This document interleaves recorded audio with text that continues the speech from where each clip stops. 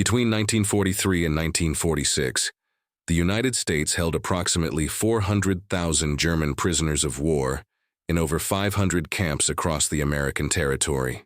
Following the Geneva Conventions, many of these camps offered recreational activities, including libraries, workshops, and cinema screenings, in an attempt to maintain discipline and promote democratic re-education. The train stopped with a metallic groan that echoed across the Texas plains. Karl-Heinz Müller stepped down from the carriage with trembling legs, expecting to find brutal guards and cold cells. Instead, he saw a smiling American officer holding a clipboard. "Welcome to the POW camp," he said in broken German. "Tomorrow, we'll have a movie screening." Karl-Heinz thought he must have misunderstood. "A movie here?" The word seemed as out of place as a piano in a trench. But American reality was about to challenge everything he knew about war and captivity. The red Texas dust stuck to the tattered uniforms when the last train of German prisoners crossed the gates of Camp Hearn. Karl-Heinz Müller adjusted the torn collar of his tunic and surveyed the surroundings with eyes still bleary from the 3-day journey from New York, the smell of creosote from the wooden structures mixed with the sour sweat of men who had lost everything in Normandy. At 21, he carried on his shoulders the weight of a lost war, and the screams of fallen comrades on the French beaches still echoed in his ears. The barbed wire fences stretched as far as the eye could see, but something about the place seemed different from the grim reports he had heard about prisoner camps. There was a strange calm in the air, as if the war were just a distant memory. The American guards walked slowly, some even whistling unfamiliar tunes. Otto Reinhardt, a 42-year-old veteran with 3 campaigns behind him, spat on the dusty ground and muttered something about suspicious American hospitality. His experience in the Russian trenches had taught him that kindness during wartime always hid deadly traps. The tense muscles under his faded uniform betrayed years of combat, and his gray eyes scanned every corner of the camp for hidden dangers. "Don't trust anything they offer," he whispered to the younger men. "Americans don't do anything out of kindness." The sound of his military boots against the hard ground echoed like a war drum in his own ears. Each step took him deeper into enemy territory, but his posture remained upright, proud, even defiant in defeat. James O'Connor, a 25-year-old guard of Irish descent, watched the newcomers with genuine curiosity and a hint of sympathy that he tried to conceal. Born in Boston to immigrant parents, he knew well the feeling of being in a foreign land, and he saw in the faces of the Germans the same helplessness that his grandparents had felt when they stepped off the boat in New York decades earlier. The American uniform still caused him a strange pride, but his compassionate nature prevented him from treating the prisoners with unnecessary harshness. His instructions were clear: maintain order and discipline, but also strictly follow the Geneva Conventions. "Hey, you," he called in hastily learned German. "Tomorrow we'll have a movie in Barn 3. The phrase came out clumsily, but the effort was genuine. Some prisoners looked at him with suspicion, others with surprise. Captain William Harris adjusted his reading glasses and reviewed for the 3rd time the list of recreational activities approved by the command. At 38 years old, this career officer had served in World War I and understood that keeping prisoners occupied was as much a matter of security as of humanity. His makeshift desk in the main office was covered with reports, Red Cross letters, and material requests from Washington. The movie project had been his idea, inspired by successes in other camps across the country. "If we can get them to watch our films," he had argued to his superiors, "maybe they'll also see our values." The strong smell of coffee lingered in the air as he planned the first screening. It would be a crucial test, entertainment as a tool for democratic re-education. The results could determine policies for hundreds of thousands of prisoners across the American territory. Night fell over the camp with the inevitability of a final judgment, but the usual silence of captivity was broken by whispered conversations in German. Karl-Heinz lay on the hard bunk and tried to process everything he had seen. Clean barracks, hot food served on metal trays, guards greeting with friendly gestures. The thin mattress creaked under his weight as he turned to his side, trying to find a comfortable position for his body still sore from battle. The Texas stars shone through the small window, different from the stars in Germany, but equally beautiful and distant. In his ears still echoed the impossible promise, "Movie tomorrow." The word danced in his mind like a forgotten childhood melody, awakening memories of Sunday afternoons in Berlin, when the world still made sense and war was just a dark possibility on the distant horizon. The following morning brought with it the smell of bacon frying in the camp's kitchen, a scent that made Karl-Heinz question whether he was still dreaming. It had been months since his stomach had reacted to the smell of real food, only to the dry rations and preserved meals that sustained soldiers on the battlefronts. The Texas sun was already rising in the sky when the prisoners were led to Barn 3, a simple wooden structure that seemed to have been built in a hurry, but inside it held something completely unexpected. The floorboards creaked under the weight of 200 men walking in formation, creating a strange symphony that mixed expectation and suspicion. James O'Connor walked alongside the group, observing their reactions with scientific interest, like a biologist studying species in a new habitat. His leather boots made a different sound from the German ones, a softer noise suggesting an abundance of resources. The Irish Guard had spent the night memorizing German phrases to make communication easier during the screening. Otto Reinhardt remained tense as a spring about to snap, his military instincts alerting him to potential traps in every seemingly cordial gesture from the Americans. His experience on the Russian front had taught him that moments of calm preceded the worst storms, and all this display of civility smelled to him like preparation for something sinister. His fingers drummed nervously against his thigh as he walked, creating a repetitive rhythm that helped him maintain control over his frayed nerves. The veteran had survived Stalingrad precisely by never letting his guard down, and no cinema barn would change decades of distrust cultivated in battlefields. "It's a trap," he muttered to Karl-Heinz, who walked beside him. "They want to soften us up before starting the real interrogations." The smell of fresh wood from the barn mixed with the collective sweat of men still processing their recent defeat. Inside the barn, Captain Harris supervised the final preparations with the meticulousness of someone planning a military operation. The 16mm film projector was positioned on a makeshift platform at the back of the hall, its lens aimed at a white screen stretched between two wooden beams. The equipment had arrived the previous week, along with a small library of films selected by the War Department specifically for re-education programs. His experienced hands adjusted the focus as he tested the equipment for the 10th time that morning. The low hum of the electric motor filled the room with a hypnotic sound, promising to transport the viewers to distant worlds.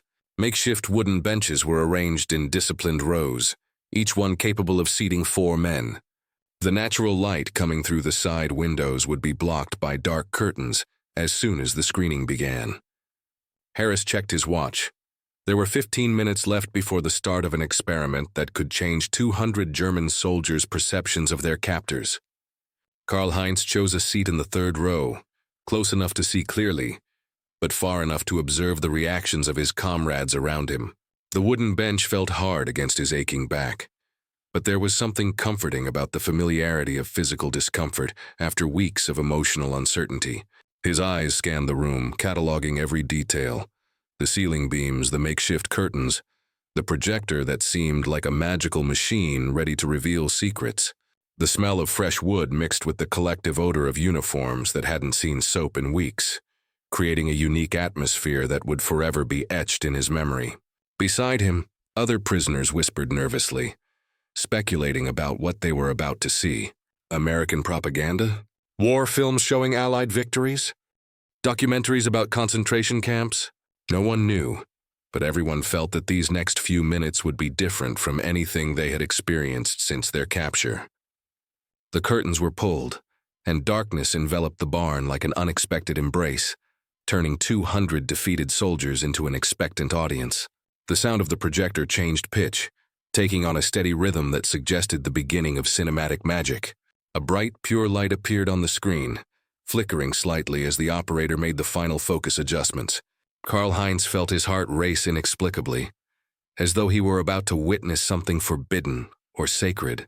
The rough texture of the bench beneath his hands became a physical anchor in an experience that promised to be purely emotional. 200 breaths synchronized in collective expectation, that transcended nationalities and uniforms. Here, in this unlikely barn in the heart of Texas, was about to begin an encounter between two worlds that officially hated each other, but secretly, perhaps, could understand each other through the universal language of moving images. The screen came to life with the majestic opening of Metro-Goldwyn-Mayer, and the roar of the lion echoed through the barn like a domesticated thunder, making many prisoners instinctively shrink in their seats. Karl-Heinz had never seen that symbol before, but something about the grandeur of the presentation struck him deeply, as if he were being introduced to royalty from an unknown kingdom. The film was Casablanca, carefully chosen by Captain Harris for its portrayal of the French resistance, without overly glorifying the Americans, a cultural bridge that could inspire empathy without seeming like crude propaganda. The first scenes of occupied Paris stirred painful memories in many Wehrmacht veterans who had marched through those same streets just a few years earlier.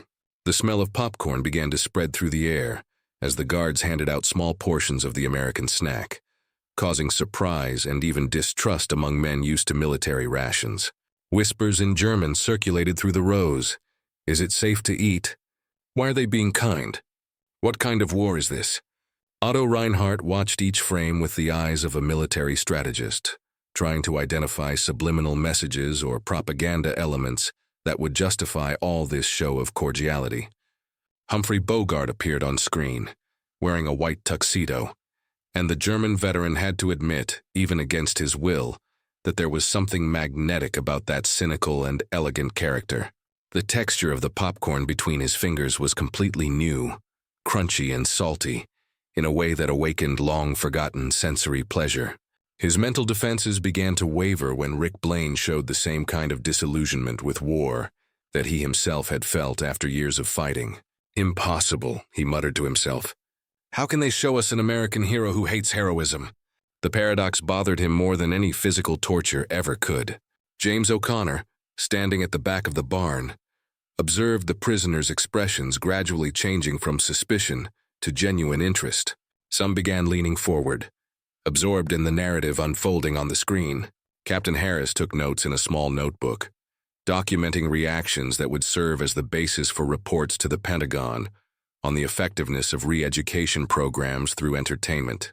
Ingrid Bergman appeared on screen, and a different kind of silence took over the barn, no longer tense or distrustful, but reverent, almost religious. The Swedish actress embodied a beauty that transcended nationalities and conflicts, reminding all the men present of girlfriends, wives, and daughters left behind in war-torn Europe. Her performance touched emotional chords that the war had tried to sever, awakening memories of times when love was more important than fighting. The American officer noticed discreet tears in some of the younger faces when Ilsa reunited with Rick at the cafe. It was exactly the reaction he had expected. Humanization through emotional identification. Max Steiner's music enveloped the atmosphere like an invisible perfume, building bridges between hearts that the uniforms tried to keep apart. Even Otto Reinhardt slightly lowered his guard when Sam played As Time Goes By on the piano. Karl-Heinz was completely lost in the story when Rick decided to help Victor Laszlo escape, sacrificing his own love for a higher ideal. The generosity of the gesture surprised him because it defied everything he had been taught about the selfish and materialistic nature of the Americans. The young prisoner found himself secretly rooting for the American hero to outsmart the Nazis on the screen, an irony that did not escape his guilty conscience. The rough texture of the wooden bench under his sweaty palms constantly reminded him where he was, in a POW camp, watching enemy propaganda and enjoying the experience. The sound of the projector had become hypnotic, a mechanical mantra that lulled the subtle transformation of soldiers into spectators, enemies into an audience. When Claude Rains uttered the famous line, "Louis, I think this is the beginning of a beautiful friendship," many prisoners laughed spontaneously, momentarily forgetting they were laughing at dialogues in English, the enemy's language. The language barrier had been dissolved by the universality of human emotions. The final scene faded from the screen, and the lights were gradually turned on, revealing faces transformed by an experience no military manual had predicted. The silence that followed was no longer one of distrust or fear, but of deep reflection that follows great revelations. Karl-Heinz blinked several times, trying to readjust his eyes to the raw reality of the wooden barn.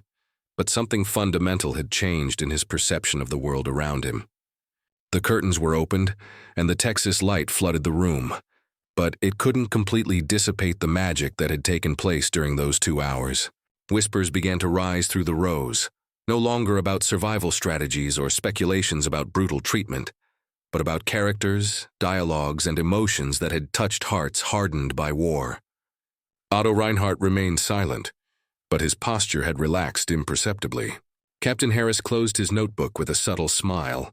The first battle had been won, and the weapon had simply been showing that enemies could also be human. The following days brought a subtle but noticeable change in the atmosphere of the camp, as if the movie screening had planted invisible seeds that were silently growing in the hearts and minds of the German prisoners. Karl-Heinz found himself often reminiscing about scenes from the film, especially the moment when Rick renounced love for a higher ideal of freedom, a concept that directly challenged Nazi teachings about racial supremacy and the individual's fate being subordinated to the state. The young soldier began to observe the American guards with different eyes, noticing small gestures of humanity that had previously gone unnoticed. The guard who shared his sandwich with a sick prisoner, another who helped older veterans carry heavy supplies. The smell of breakfast no longer just made him hungry, but also gave him a strange sense of normality, as if that organized and predictable life resembled civilization more than the captivity he had expected to find. The nights became moments of restless contemplation, when whispered conversations on the bunks explored questions none of them dared fully verbalize during the day. Otto Reinhardt struggled with an inner war more intense than any physical battle he had ever faced. His prejudices solidified by years of indoctrination, clashing violently with daily evidence that the Americans did not match the profile of capitalist barbarians painted by Nazi propaganda. The veteran had started observing Captain Harris during his routine visits to the barracks, noticing the respectful way the officers spoke to even the youngest and least experienced prisoners.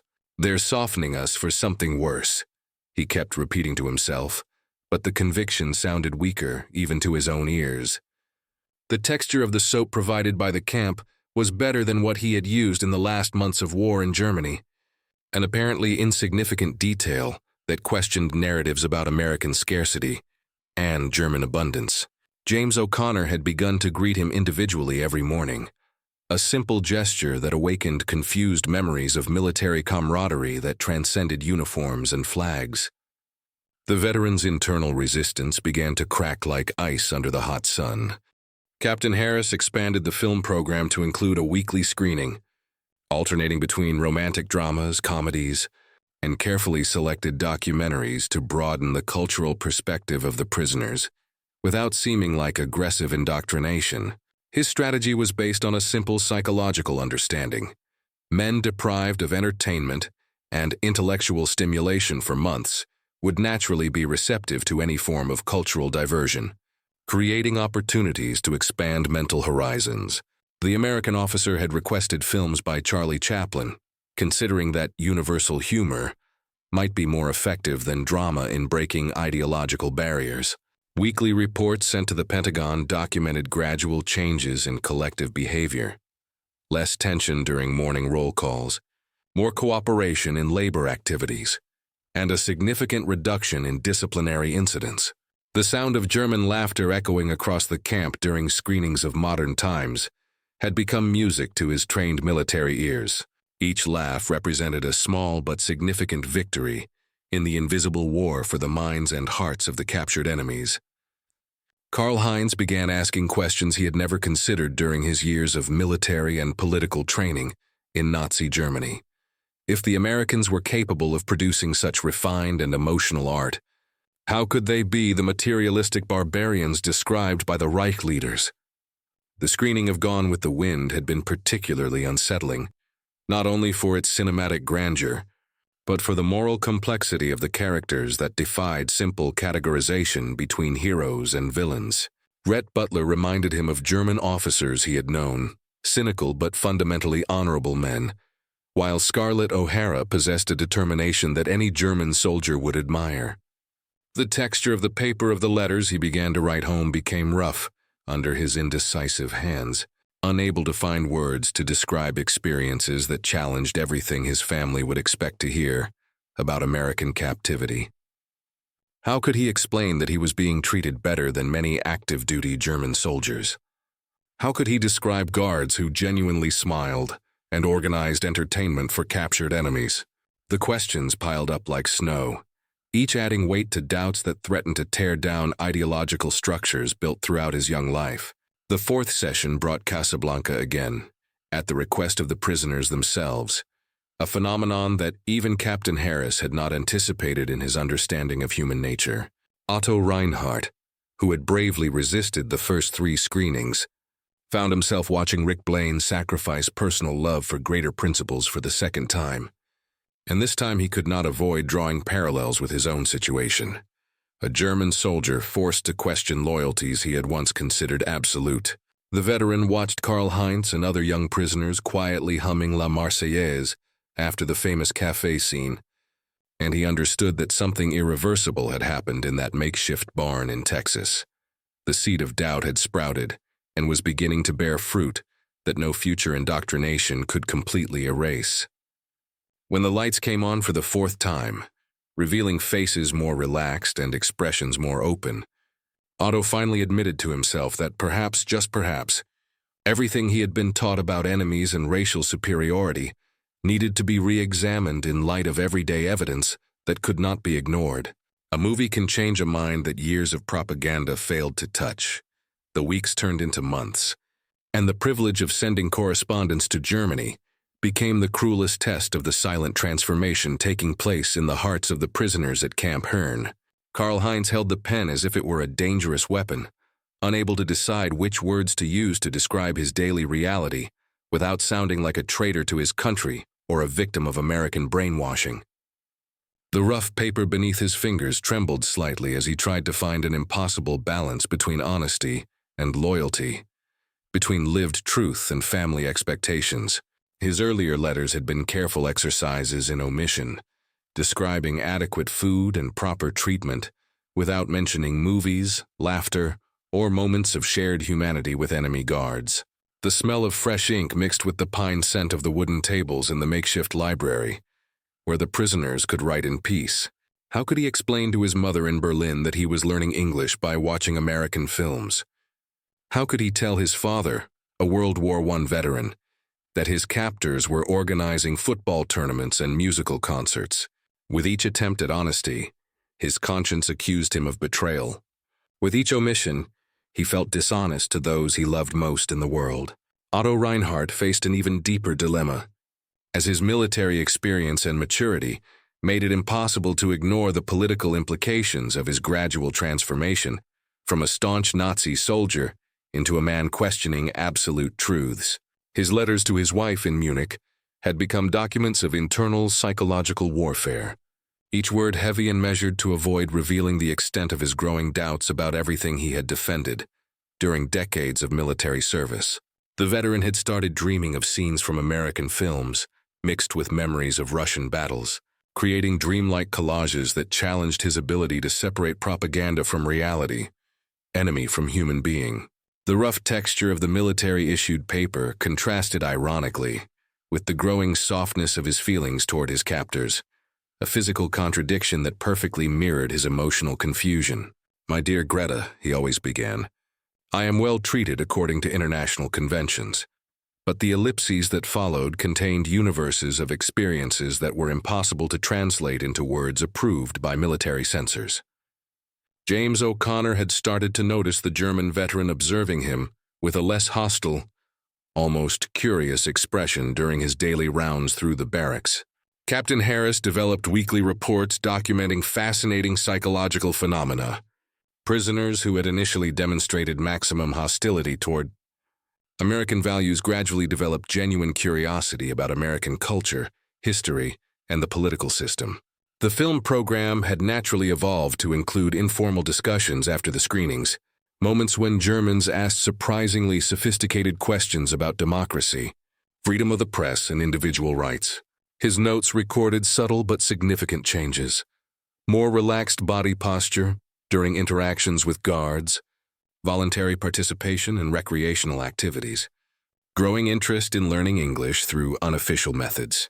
The American officer had requested permission to expand the program to include documentaries about American history, classic literature, and even structured debate sessions on different political systems. The sound of broken English conversations mixed with German during free recreation had become the everyday soundtrack of a re-education experience that exceeded all initial expectations.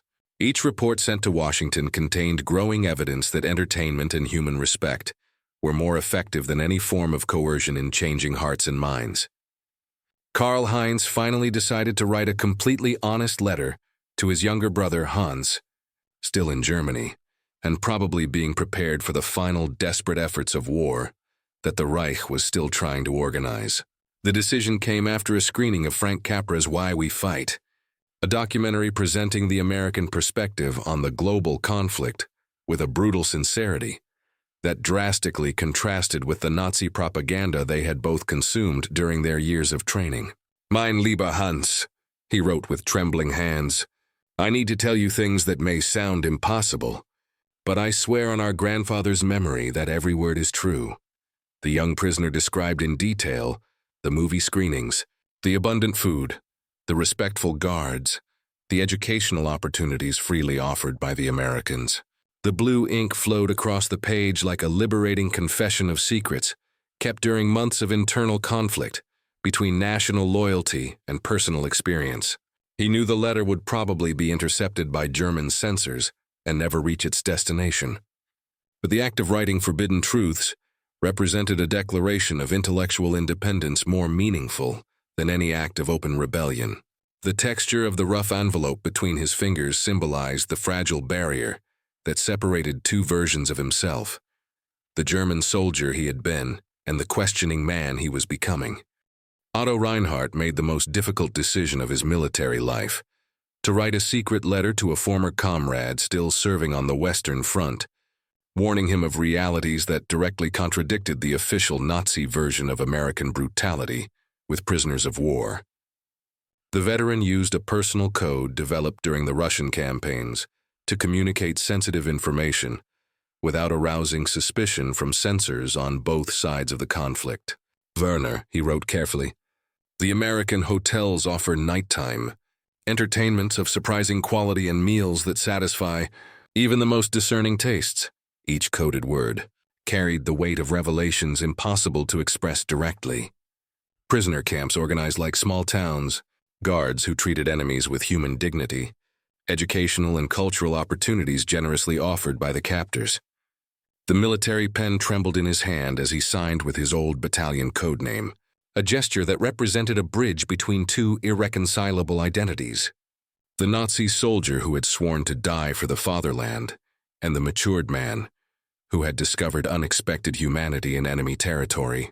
The sound of the paper folding echoed in the silence of the library, like the funeral of certainties that had ruled his entire adult life. When he sealed the envelope, Otto knew he was sending more than just a letter. He was transmitting a transformation that might save lives on both sides of a war that was beginning to seem absurd in light of everyday experiences of shared humanity. The most dangerous words are those that reveal inconvenient truths to the powerful. The Texan winter brought mild temperatures that ironically contrasted with the warming relations between captors and captives, an emotional climate change that did not go unnoticed by the external observers sent periodically to inspect the effectiveness of the re-education programs implemented at Camp Hearn. Karl-Heinz had become an informal leader of a group of young prisoners who organized secret discussions after the movie screenings, passionate debates on democratic values, human rights, and individual responsibility that would have been considered treasonous just a few months earlier. The smell of American coffee had become a comforting aroma that sparked not only physical hunger, but also an intellectual hunger for knowledge about the world beyond German borders. The rough texture of the American history books provided by the camp library contrasted with the growing softness of his prejudices, dissolved by the everyday experience of enemy humanity.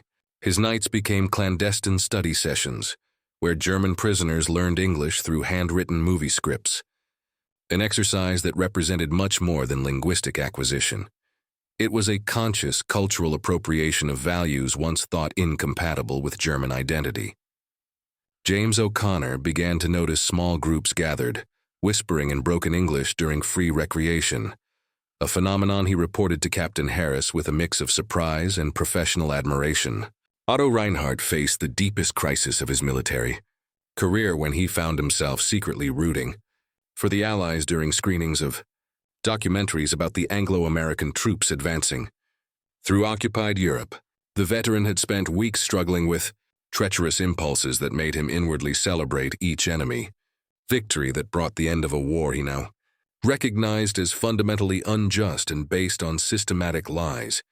His hands, trained to wield weapons, now trembled when holding letters from other prisoners asking for advice on how to cope with ideological transformations that challenged decades of Nazi indoctrination.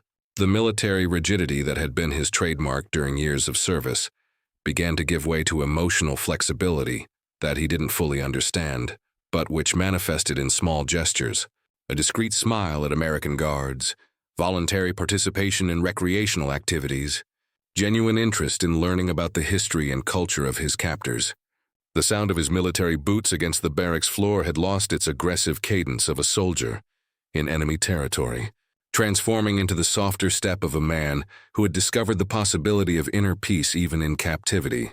Captain Harris observed these changes with professional satisfaction, but also with growing concern about the long-term implications of such profound transformations in experienced war veterans. Captain Harris faced contradictory pressures from his superiors in Washington. Some generals praised the exceptional results of the re-education program and requested its expansion to other camps, while others questioned whether the excessive transformation of German prisoners could create future diplomatic problems with the post-war German government. The American officer had documented extraordinary cases of ideological conversion that exceeded all initial predictions. Former Nazi soldiers volunteering to teach German to American guards, prisoners organizing theatrical performances based on American plays translated collaboratively, Wehrmacht veterans formally requesting permission to remain in the United States after the hostilities ended. His weekly reports became fascinating anthropological studies on the plasticity of national identity and the transformative power of prolonged cultural exposure to democratic values. The camp library had transformed into the nervous center of a silent revolution, where Germans studied the American Constitution with the fervor of religious converts discovering a new faith.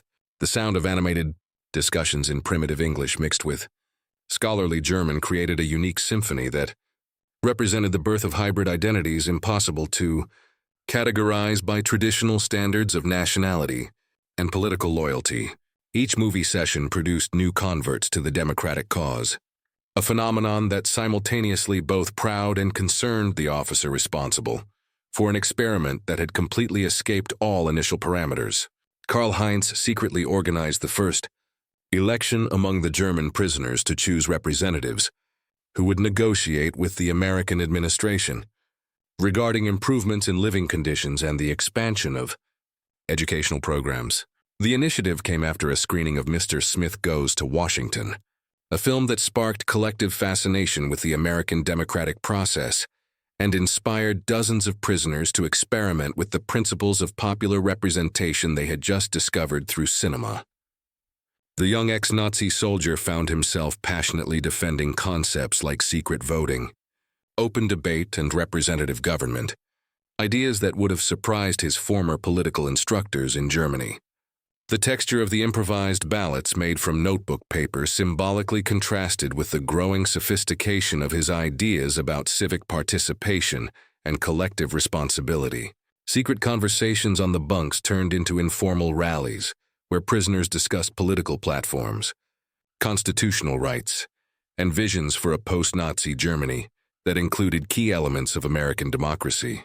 The smell of homemade ink used to mark ballots mixed with the aroma of renewed hope that filled the barracks during the first electoral experience of men who had been born and raised under authoritarian regimes. James O'Connor discovered the election by accident and was so impressed that he requested permission to officially observe the process as a representative of the American administration. Otto Reinhardt experienced the most transformative moment of his life when he was democratically elected by his fellow prisoners as the official representative for negotiations, with Captain Harris about implementing an expanded educational program that included studies on the American legal system, constitutional history, and universal human rights principles. The veteran who had sworn eternal loyalty to the Reich now found himself eloquently defending democratic values during a formal meeting with an American officer he had considered a mortal enemy just months before. His hands, trained for military destruction, now held a proposal collaboratively written by dozens of ex-Nazi soldiers requesting the opportunity to study the philosophical foundations of American democracy. The historical irony of the situation was not lost on any of the participants. German prisoners of war, formally requesting to be educated on values they had fought against militarily during years of bloody conflict. The sound of his own voice, defending individual rights and representative government echoed strangely in ears accustomed to shouting military orders and Nazi slogans during decades of loyal service to authoritarianism. Captain Harris listened to the presentation with a mix of professional admiration and growing concern about having created an ideological transformation movement that could have historical implications, impossible to predict or fully control. When they shook hands at the end of the meeting, both understood that they were sealing an agreement that transcended the normal relationships between captor and captive, creating a precedent for human reconciliation that challenged all traditional conventions of war and military occupation. True victory is not measured in conquered territories, but in liberated minds. The spring of 1945 arrived at Camp Herne, bringing news of the final collapse of the German Reich and the inevitable reality that the prisoners would soon face the return to a destroyed and ideologically defeated homeland. Karl-Heinz received the news of Germany's surrender with conflicting feelings that he would have been unable to imagine when he was captured on the beaches of Normandy almost a year earlier. Relief at the end of collective suffering mixed with anguish about the future of a nation that would need to be completely rebuilt, both physically and morally. The film program had expanded to include documentaries on the Marshall Plan and the democratic reconstruction efforts planned by the Allies, material that sparked passionate interest among prisoners who now saw themselves as potential active participants in the transformation of their homeland. The texture of the American newspapers that arrived weekly at the camp contrasted with the growing roughness of their emotions as they contemplated returning to a Germany that perhaps no longer felt like a true home. The familiar smell of popcorn during movie screenings had become a nostalgic aroma of a transformative experience that they knew was coming to an inevitable end. Conversations on the bunks obsessively revolved around one central question: how to apply the democratic lessons learned in American captivity to rebuild a German society devastated by years of totalitarianism and war. James O'Connor watched the prisoners with increasing melancholy, knowing that soon he would lose unlikely friends made through months of respectful interaction that had changed both captors and captives. Otto Reinhardt faced a deep existential dilemma as he contemplated returning to destroyed Munich and a wife who perhaps would not understand the fundamental ideological transformations he had undergone during his American captivity. The veteran had become the informal intellectual leader of a clandestine movement among German prisoners, dedicated to studying and preparing the implementation of democratic reforms in a future post-Nazi Germany. His nights were consumed by intensive study sessions on American federalism, the separation of powers, and the constitutional protection of individual rights, topics he had dismissed as democratic weakness during decades of Nazi military service.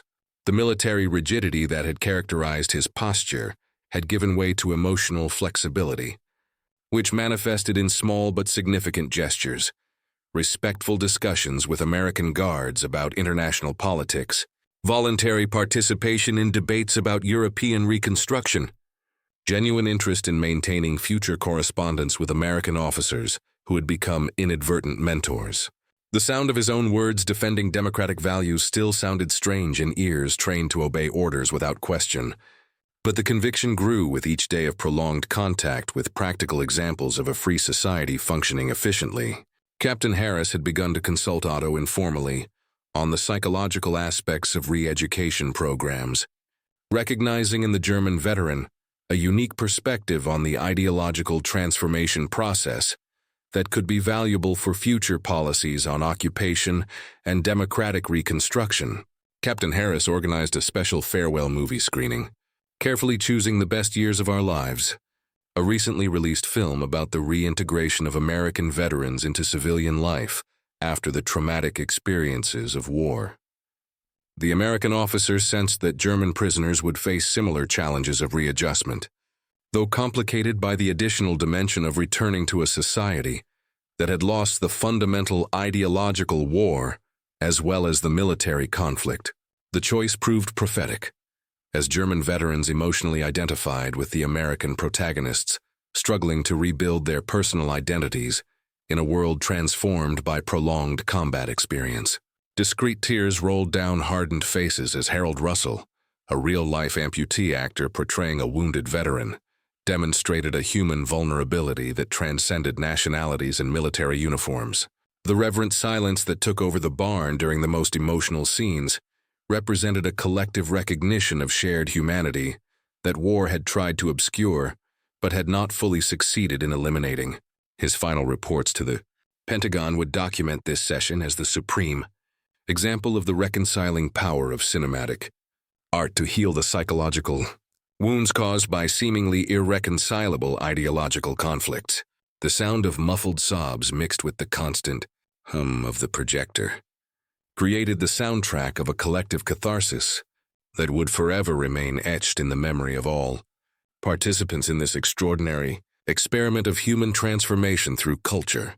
Karl Heinz spent his final days at the camp organizing a clandestine correspondence network among former German prisoners committed to implementing democratic reforms in post-war Germany, an ambitious project that represented the practical application of lessons learned about civil organization and political participation through months of exposure to American values. The young man who had arrived as a staunch Nazi soldier was preparing to leave as a democratic activist determined to dedicate his life to the peaceful transformation of his devastated homeland. The rough texture of the handwritten addresses on scraps of paper contrasted with the growing softness of his dreams for a German future, based on individual freedom and representative government. Whispered conversations with fellow prisoners revolved around strategies to infiltrate democratic values into German institutions without arousing suspicion from the occupying authorities or remnants of the Nazi regime. The smell of fresh ink used to write clandestine manifestos mixed with the aroma of renewed hope that permeated his final days on American soil. His final letters home were historical documents disguised as personal correspondence, transmitting secret codes and coordinated plans for a silent revolution that would transform Germany from the inside out through the peaceful methods learned by observing American democracy in action. James O'Connor discreetly helped in organizing the correspondence network, instinctively understanding that he was facilitating a historical process of transformation that could influence the future of all of Central Europe. The last cinematic screening at Camp Hearn was It's a Wonderful Life, a symbolic choice celebrating the value of individual life and the transformative power of seemingly small actions to change collective destinies. Otto Reinhardt watched George Bailey contemplate suicide and rediscovered parallels with his own journey from Nazi despair to democratic hope through the unexpected intervention of American angels who had shown an alternative reality based on universal human dignity. The German veteran understood that his captivity had paradoxically been a liberating experience that had prepared him for the historical mission of helping to rebuild Germany on solid moral foundations for the first time in decades of authoritarianism. The final emotion of the film echoed in the sacred silence of the barn as 200 former German soldiers contemplated their return to a homeland that would require decades of dedicated work to earn back the international respect lost through years of military aggression and ideological barbarism. When the lights came on for the last time, revealing faces transformed by months of cultural experience impossible to predict or fully plan. Everyone understood they were closing an extraordinary chapter of their lives that would influence every future decision until the end of their days. Captain Harris officially closed the film program with an impromptu speech in broken German, thanking the prisoners for showing that enemies can become friends through mutual respect and exposure to universal values that transcend artificial borders created by ambitious politicians and fanatical ideologues. The sound of sincere applause mixed with discreet tears created the final soundtrack of an experiment that had proven the possibility of human reconciliation, even in the most unlikely circumstances. Some prisons free the soul, while some freedoms imprison the spirit.